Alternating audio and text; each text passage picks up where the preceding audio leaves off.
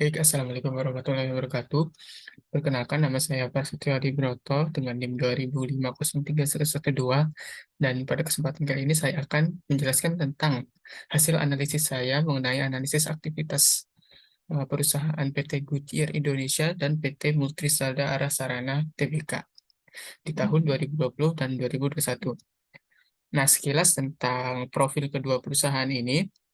Saya mengambil perusahaan ini yang bersama-sama dari sektor industri ban kendaraan, yang dimana perusahaan Goodyear memiliki brand ban Goodyear sendiri, dan perusahaan Multistrada Arasarana memiliki brand Achilles dan Bridgestone.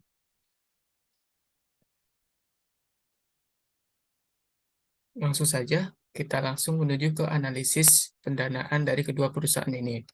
Untuk menghitung analisis pendanaan, kita menggunakan dua rasio, yaitu rasio solvabilitas dan rasio likuiditas. Pertama, saya akan menjelaskan tentang kondisi rasio solvabilitas kedua perusahaan. Nah, rasio solvabilitas ini terdiri dari rasio liabilitas terhadap ekuitas dan rasio liabilitas jangka panjang terhadap ekuitas. Nah, untuk yang pertama, bisa dilihat di screen bahwa rasio liabilitas terhadap ekuitas mempunyai rumus total liabilitas dibagi dengan ekuitas pemegang saham. Dan berikut adalah data yang telah saya susun dari kedua perusahaan ini. Dapat diperoleh kesimpulan bahwa melalui rasio ini, perusahaan Multistrada Arasarana, atau bisa disingkat dengan MASA, itu dapat dikatakan lebih baik dibandingkan dengan perusahaan Goodyear Indonesia. Nah, untuk yang kedua, itu adalah rasio utang jangka panjang terhadap ekuitas. Nah, untuk menghitung rasio ini bisa dihitung dengan cara total utang jangka panjang dibagi dengan ekuitas pemegang saham. Nah, berikut adalah hasil data yang telah saya olah dan saya hitung di antara kedua perusahaan, yaitu Goodyear dan Multistrada Arasarana. Nah, melalui rasio ini dapat kita simpulkan bahwa kedua perusahaan, baik Goodyear Indonesia dan Multistrada Arasarana, memiliki rasio yang baik dalam hal pendanaan utang jangka panjangnya, dengan rasio perusahaan Goodyear Indonesia yang lebih baik. Nah, selanjutnya kita menuju ke rasio likuiditas. Nah, untuk menghitung rasio likuiditas ini ada dua cara, yaitu rasio lancar dan rasio cepat. Yang pertama, rasio lancar, yaitu untuk menghitung rasio ini dihitung dengan cara aset lancar dibagi dengan liabilitas jangka pendek. Nah, bisa dilihat data-data yang telah saya hitung menggunakan rasio lancar, yaitu antara aset lancar dan liabilitas jangka pendek kedua perusahaan, baik Goodyear dan Multistrada Arasarana. Nah, melalui data-data ini dapat disimpulkan bahwa perhitungan rasio lancar keadaan perusahaan Goodyear Indonesia di kedua tahun cukup memprihatinkan, baik itu di tahun 2020 maupun 2021. Sebagai contoh, rasio lancar 2020 itu hanya sebesar 0,65, yang dimana perusahaan hanya dapat membayar aset lancar sebesar $0,65 untuk memenuhi setiap satu dolar liabilitas jangka pendek mereka. Begitu pula dengan tahun 2021. Nah, sementara untuk uh, perusahaan Multistrada Arasarana menyimpulkan bahwa keadaan perusahaan ini cukup baik.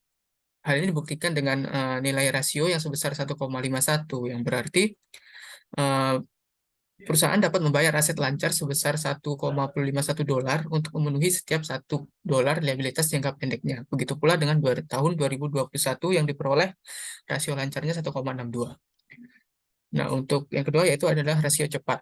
Nah, rasio cepat sendiri ini dapat dihitung dengan cara menambah kas dengan piutang usaha perusahaan dibagi dengan liabilitas jangka pendeknya. Nah, diperoleh data sebagai berikut antara perusahaan Goodyear dan perusahaan Multistrada Arasarana. Nah, dapat disimpulkan dari perhitungan rasio cepat ini, diperoleh kesimpulan yang sama dengan perhitungan rasio lancar, yang dimana perusahaan Goodyear Indonesia ini sangat buruk kalau bisa dikatakan dibanding dengan perusahaan Multistrada Arasarana ini. Selanjutnya, kita akan ke analisis aktivitas investasi antara kedua perusahaan ini. Nah, untuk aktivitas investasi ini, kita dapat melakukannya, menganalisisnya dengan cara menghitung return on asset dan return on equity. Nah, yang pertama, untuk menghitung return on asset perusahaan, itu dapat dicari dengan menghitung laba rugi dibagi dengan total aset, terus dikali dengan 100%. Nah, maka muncullah hasil dari return on asset setiap perusahaan, baik Goodyear maupun Multistrada Arasarana di kedua tahun, yaitu 2020-2021. Bisa dilihat di dalam screen ini. Nah, kesimpulan yang didapat dari perhitungan return on asset ini, maka kita bisa lihat aktivitas investasi perusahaan Goodyear ini pada tahun 2020 dinilai sangat buruk akibat perolehan rugi yang diterima perusahaan. Hal ini menyebabkan perhitungan rasio profitabilitas perusahaan juga sangat buruk. Perhitungan ROA perusahaan menghasilkan nilai sebesar 2,03 pada tahun 2021, yang artinya setiap $1 investasi atas aset menghasilkan 2,03 sen laba tahunan. Hal ini tentu saja masih di bawah standar yang dikatakannya ROA yang baik atau nilai return on asset yang baik, yaitu sebesar 5,98%. Sementara untuk perusahaan Multistrada ini dinilai sudah cukup baik karena di kedua tahun perusahaan mendapatkan masing-masing sebesar 7,59% di tahun 2020 dan 11,37% di tahun 2021, yang dimana nilai-nilai ini sudah berada di atas standar dikatakannya return on asset yang baik, yaitu sebesar 5,98. Nah, untuk yang kedua yaitu adalah return on equity. Nah, untuk mencari return on equity ini bisa dicari dengan laba atau rugi bersih dibagi dengan total ekuitas pemegang saham terus dikali dengan 100%. Bisa dilihat di tabel ini diperoleh hasil dari kedua perusahaan, hasil return on equity kedua perusahaan, yaitu Goodyear dan Multistrada Arasarana. Nah, melalui hasil ini dapat disimpulkan bahwa kondisi aktivitas investasi yang dilihat dari rasio return on asset perusahaan Goodyear Indonesia pada tahun 2020 sama seperti rasio return on asset Goodyear, yang dimana ini sangat buruk karena akibat perolehan rugi bersih yang diterima perusahaan pada tahun 2020 itu. Perhitungan return on equity perusahaan Goodyear di tahun 2021 menunjukkan hasil 5,03%. 5,03% yang artinya setiap $1 investasi atas ekuitas menghasilkan 5,03 sen laba tahunan. Sama seperti kesimpulan yang didapat dari perhitungan ROA. Nilai ROE yang diperoleh perusahaan masih dikatakan kurang baik, karena masih di bawah standar dikatakannya nilai return on asset yang baik, yaitu sebesar 15%. Nah, untuk hasil dari perhitungan return on equity perusahaan Multistrada Arasarana diperoleh pada tahun 2020 diperoleh hasil 15,29% dan 2021 diperoleh hasil 21,92%, yang dimana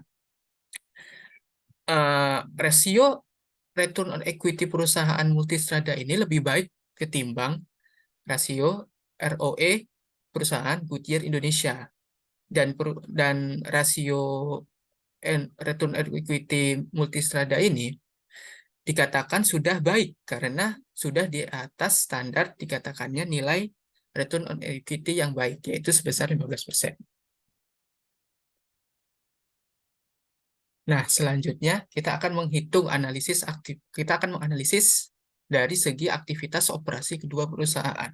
Nah, untuk menganalisis aktivitas operasi perusahaan ini, maka dilakukan perhitungan seperti perputaran kas, perputaran piutang usaha, perputaran persediaan, perputaran modal kerja, perputaran aset tetap, dan perputaran total aset. Pertama-tama yang kita bahas adalah perputaran kas kedua perusahaan. Nah, perputaran kas ini bisa diperoleh melalui rumus yang dimana penjualan bersih dibagi dengan rata-rata kas. Nah, rata-rata kas ini diperoleh dengan menambahkan jumlah kas yang ada di tahun 2020 ditambah dengan 2021 dibagi 2. Nah, diperoleh data sebagai berikut, yang dimana tahun 2021 Goodyear memperoleh hasil perputaran kas yaitu 9,89 kali, sedangkan perusahaan Multistrada Arasarana di tahun 2021 diperoleh hasil perputaran kas sebesar 98,74 kali. Nah, dari perhitungan di atas ini dapat disimpulkan bahwa perputaran kas perusahaan Multistrada Arasarana lebih cepat dibandingkan dengan perusahaan Goodyear. Semakin tinggi tingkat perputaran kas, berarti semakin cepat kembalinya kas masuk pada perusahaan. Terus yang kedua, yaitu ada perputaran piutang. Perputaran piutang ini dapat dihitung melalui penjualan bersih dibagi dengan rata-rata piutang usaha tahun 2020 dan 2021. Nah, diperoleh hasil perputaran piutang usaha kedua perusahaan sebagai berikut. Nah, dari perhitungan ini dapat disimpulkan bahwa perputaran piutang usaha perusahaan Goodyear Indonesia lebih cepat dibandingkan dengan perusahaan Multistrada Ara Sarana. Hasil nilai rasio yang tinggi menunjukkan kebijakan kredit dan penagihan di posisi yang baik, dan begitu pula sebaliknya. Yang ketiga ada perputaran persediaan. Perputaran persediaan ini dapat dihitung dengan membagi beban pokok penjualan dengan rata-rata persediaan tahun 2020 dan tahun 2021. Diperoleh hasil seperti ini di antara kedua perusahaan. Nah, melalui hasil ini dapat diperoleh kesimpulan bahwa perputaran persediaan perusahaan Goodyear lebih cepat dibandingkan dengan perusahaan Multistrada Ara Sarana. Nah, rasio perputaran persediaan ini menunjukkan seberapa cepat suatu perusahaan menghabiskan persediaan barangnya per periode. Manajemen persediaan yang efektif bisa dilihat dari nilai rasio yang tinggi. Hal ini menunjukkan bahwa perusahaan Goodyear lebih cepat dalam mengonversi persediaan produknya menjadi penjualan dibandingkan dengan perusahaan Multistrada Ara Sarana. Yang keempat ada perputaran modal kerja. Nah, untuk menghitung perputaran modal kerja ini, bisa dilakukan dengan membagi penjualan bersih dengan rata-rata modal kerja tahun 2020 dan tahun 2021. Nah, untuk mencari modal kerja ini dapat dilakukan dengan mengurangi aset lancar dengan liabilitas jangka pendek kedua perusahaan. Maka diperoleh hasil seperti ini antara kedua perusahaan. Nah, melalui hasil ini dapat disimpulkan bahwa perputaran modal kerja perusahaan Multistrada Ara Sarana lebih cepat dibandingkan dengan perusahaan Goodyear, yang dimana perusahaan Goodyear memperoleh hasil negatif bahkan. Nah, semakin tinggi perputaran modal kerja, berarti semakin baik kondisi perusahaan. Yang kelima, ada perputaran aset tetap. Perputaran aset tetap ini dapat diperoleh melalui penjualan bersih dibagi dengan rata-rata aset tetap 2020 dan 2021. Maka diperoleh perputaran aset tetap di antara kedua perusahaan ini. Nah, dari hasil yang diperoleh dapat disimpulkan bahwa perputaran aset tetap perusahaan Goodyear Indonesia lebih cepat dibandingkan dengan perusahaan Multistrada Ara Sarana. Angka rasio yang tinggi ini menunjukkan suatu perusahaan memanfaatkan aset tetapnya untuk menghasilkan pendapatan dengan tepat, dan begitu pula sebaliknya. Dan yang terakhir ada perputaran total aset. Nah, untuk mencari perputaran total aset ini sama seperti rumus-rumus sebelumnya, yaitu membagi penjualan bersih dengan rata-rata total aset itu di tahun 2020 dan 2021. Maka diperoleh data sebagai berikut. Nah, dari perhitungan hasil perputaran total aset di atas dapat disimpulkan bahwa perputaran total aset perusahaan Goodyear lebih cepat dibandingkan dengan perusahaan Multistrada Ara Sarana. Nilai rasio yang tinggi menunjukkan aktivitas perusahaan yang semakin baik. Hal ini karena perusahaan dapat menghasilkan lebih banyak penjualan dengan beberapa tingkat aset tertentu, dan begitu pula sebaliknya. Dan yang terakhir, kita akan menganalisis rasio profitabilitas dari kedua perusahaan ini. Nah, untuk melakukan analisis profitabilitas ini dapat dilakukan dengan 3 cara, yaitu untuk melihat gross profit margin perusahaan, melihat operating profit margin perusahaan, dan melihat net profit margin kedua perusahaan. Dan yang pertama, kita akan melihat melalui gross profit margin-nya terlebih dahulu.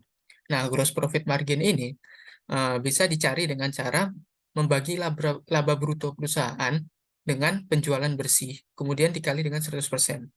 Maka diperoleh gross profit margin kedua perusahaan di tahun 2020 dan 2021 sebagai berikut. Nah, jika kita lihat dari hasil-hasil ini, dapat disimpulkan bahwa nilai gross profit margin perusahaan Multistrada Ara Sarana lebih besar dibandingkan dengan perusahaan Goodyear Indonesia. Hasil nilai gross profit margin yang tinggi menunjukkan semakin baik atau semakin efisien kegiatan operasional perusahaan Multistrada Ara Sarana, yang menunjukkan harga pokok penjualan lebih rendah daripada penjualan yang berguna untuk audit operasional.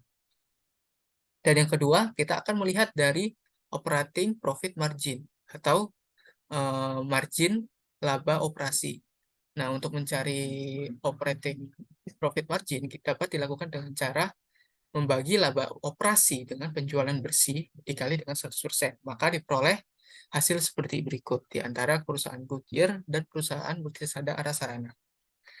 Nah, melalui hasil-hasil tersebut dapat disimpulkan bahwa nilai OPM perusahaan Multisada Arasarana lebih besar dibandingkan dengan perusahaan Goodyear Indonesia.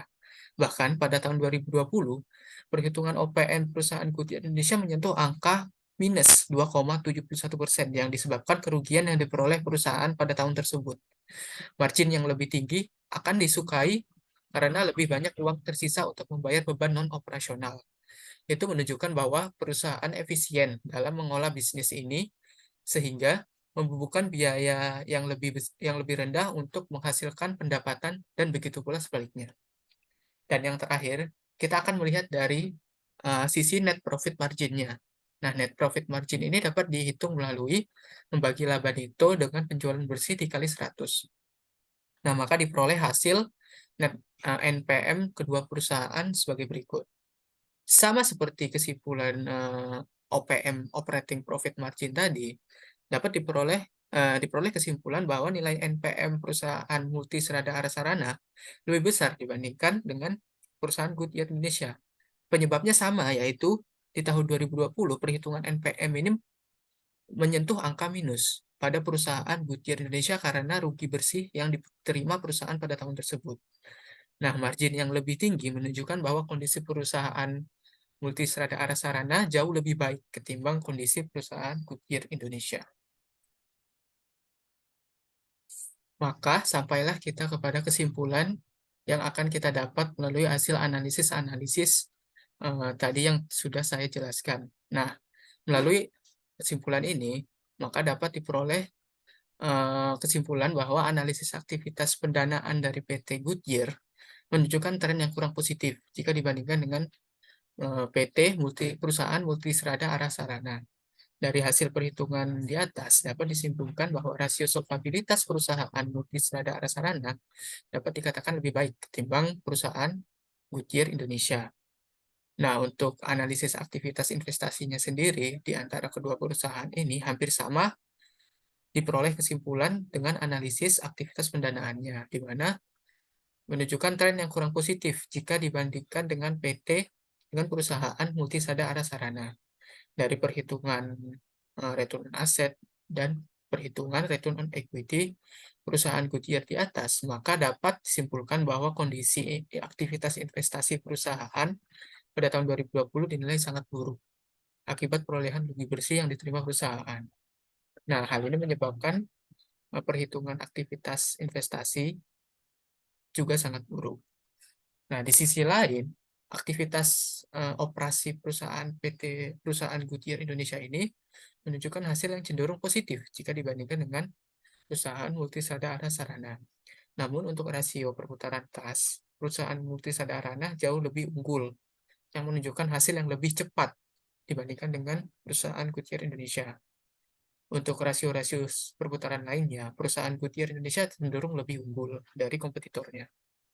Nah, yang terakhir, kesimpulan yang kita dapat dari analisis rasio probabilitasnya yaitu perusahaan Goodyear lagi-lagi menunjukkan tren yang kurang positif atau kita sebut menunjukkan tren yang sangat negatif jika dibandingkan dengan perusahaan Multisada Arasarana, baik dari perhitungan gross profit margin, operating profit margin, maupun net profit margin perusahaan.